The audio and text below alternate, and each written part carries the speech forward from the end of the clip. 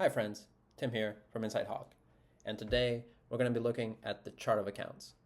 So far on this channel, our videos have been fairly theoretical and we have been going through the theory of accounting, but today we're finally getting our hands dirty and we're going to actually use the Inside Hawk accounting platform and show a little bit how powerful it can be and how easy it is to use. And that is our mission here at Inside Hawk, to make accounting and finance easy for small business owners and accessible and understandable. Now, there are many accountants and CPAs out there who offer free, customizable Excel templates for a chart of accounts that you can adjust according to your business needs. One of them is Clara CFO Group, and this is the template that I'm going to be using for the demonstration today. So you can get it for free by signing up to the Clara CFO website.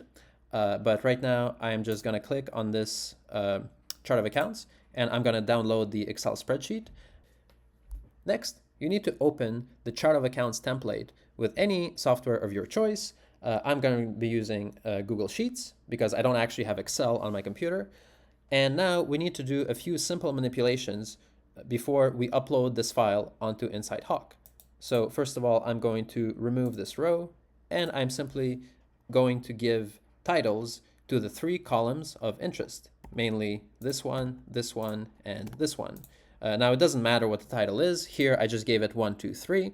But basically, 1 is going to be the name of our account, 2 is going to be the type of our account, and 3 is going to be the description of our account. And I will simply now download this file, but I'm going to download this as a CSV because this is the most basic format and it's accepted everywhere, and this is what we use at Inside Hawk. So I'm just going to press it here, and I got my CSV downloaded on my computer. Now, let's navigate to insidehawk.com. Here, I'm already logged in, and I have a working workspace here, which is called Buzz Music Store, which has already data in it. But I would like to create a brand new workspace, which I can do very easily. I can call it Chart of Accounts Demo. I click on Create, and here we have a brand new workspace which is absolutely empty, and we can go into Data Tools and Import. And here we select our accounts. We need to now select the CSV from the previous step. And now we need to map the various column names to the required properties of Inside Hawk. So Inside Hawk tells you that each account must have a name, a category, and optionally a description.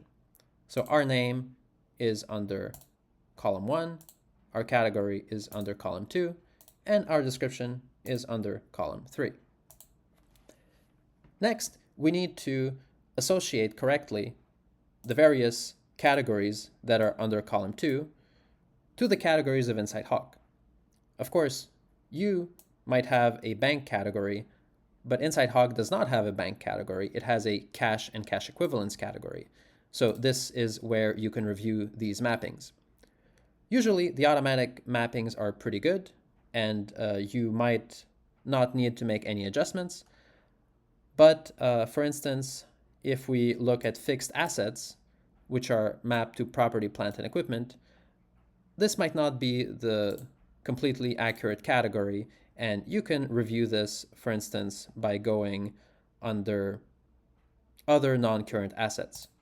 So perhaps other non-current assets is a more accurate category for fixed assets. Now, once we've done our adjustments, we simply click Next, and this tells us that it will create 93 new accounts.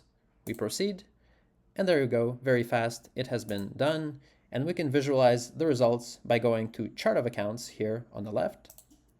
And here we see all of the accounts that have been created. For instance, we see all of the bank accounts under cash and cash equivalents. We can visualize, for instance, under the expenses tab, we see these accounts under direct expenses and these other accounts under operating expenses. If we need to make any adjustments, we can, of course, do that. For instance, if we go under non-current assets, we see that Inside Hawk actually had an accumulated depreciation category. But in our file, our accumulated depreciation account was actually placed under fixed assets, which was mapped to other non-current assets. And we can make this adjustment very easily by simply selecting the category to be the accumulated depreciation and clicking on the save icon. And we see now that the accumulated depreciation migrates to the correct category. As you can see, we were able to import a brand new chart of accounts into our system from a completely exterior source. There was no need for any complicated formatting. All we needed to do was to give a few titles to a few columns, and the rest was pretty much automated. And this is what we're trying to do here. We're trying to make accounting as easy and seamless as possible. I hope you enjoyed this video. There's going to be a lot more to come. There are a lot more features that I want to show on this channel. So stay tuned, like, share, and subscribe if you enjoy the content, and have a great day.